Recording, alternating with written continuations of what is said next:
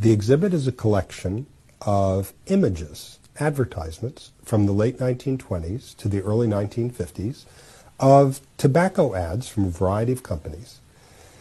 Beginning in the mid-20s, tobacco companies understood that the public was becoming concerned about the health implications of smoking. Prior to this time, there were a few rare cancers known to be associated with tobacco, but by the 1920s and 1930s, the lung cancer rate is skyrocketing, and people start finding all kinds of filth in tobacco: arsenic, lead, diethylene glycol, other poisons. In the United States itself, at the end of the 19th century, a third of the entire federal revenues were from tobacco taxes. So tobacco has been a huge source of revenue for states throughout the world, and that's one of the main reasons governments are so reluctant to take any reasonable steps to halt the epidemic. Tobacco ads have been extremely effective over the years in luring people to smoke, retaining them in smoking, and luring them from one brand to another brand. These guys had enormous art budgets.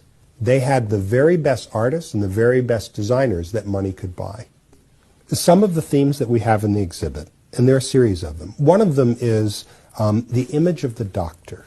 Many famous movie stars and athletes were portrayed specifically. This individual, Ronald Reagan supports, Joe DiMaggio supports this cigarette or that. With doctors, it's never a specific individual, but they come right out of central casting. They're wise, they're humane. As a matter of fact, the images show the doctor in the very best possible light.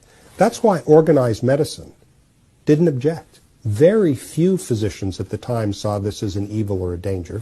And by drafting off of medical authority, the cigarette companies seek to reassure the public that their product wasn't dangerous, even though it was, and they knew it to be so at the time. The industry was definitely tailoring its campaign to whatever the hot worry issues were. So in the 19th century already you had people like President Grant dying of throat cancer from smoking a pipe. And so throat cancer was recognized as it was called, a tobacco cancer or a cancer of smoking. And that's one of the reasons the throat was focused on early, this idea of a T-zone, throat and taste. The industry also talked about things like toasting. You know, we toast our tobacco, and that's because some people had worried about tobacco as a cause of tuberculosis, and the idea was that toasting was like sterilization, and so we sterilize our tobacco so it's free of germs.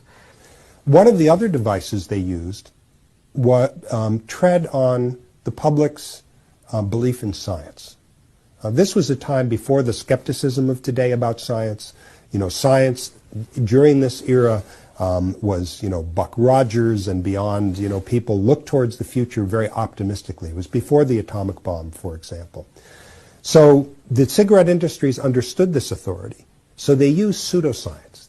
You might see somebody who's obviously a scientist sitting with the cigarette looking through a microscope, or a scientist with an early space program motif behind them, or a scientist with a laboratory behind them.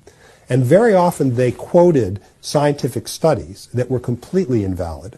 Often they were paid for by the industry to make a specific point rather than to ask a question. And that these were very simplistically put out as scientific findings about the safety of their tobacco product. Marketing to women is very clever. Before World War I, if a woman was seen smoking, it was a direct code for prostitution. Normal, God-fearing women simply didn't smoke. Now, beginning with the women's suffrage movement and with the sense of women's independence in the 20s, the companies began to sponsor learning sessions for women to teach them how to smoke and how to inhale and how to fashionably hold a cigarette.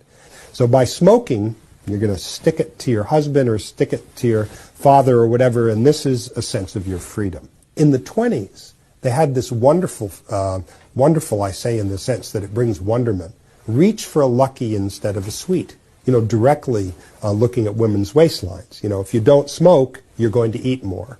And this is a common theme in advertising through the years, although there it was very clearly articulated.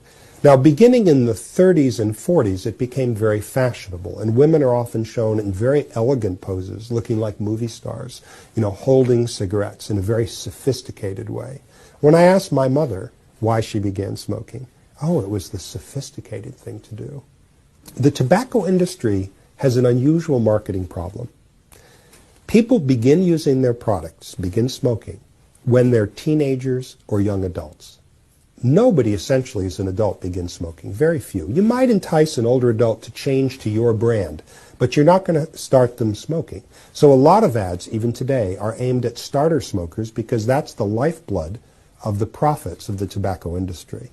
Now in these days, you would actually have pictures of young teenagers and saying, gee, I like this cigarette better than that cigarette. And they're often, playing sports or at a party or something that would indicate a happy time and that their happiness is contributed by smoking.